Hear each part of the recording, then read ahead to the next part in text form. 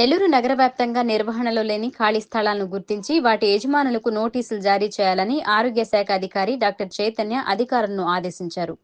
పారిశుద్ధ్య పనుల పర్యవేక్షణలో భాగంగా 18వ డివిజన్ హర్నాథపురంలోని 4 వీధులలో ఆయన బుధవారం పర్యటించారు.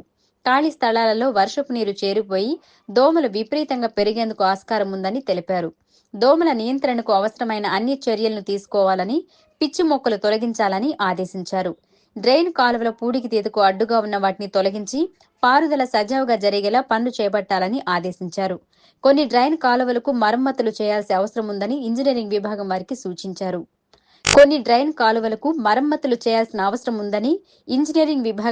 సూచించారు.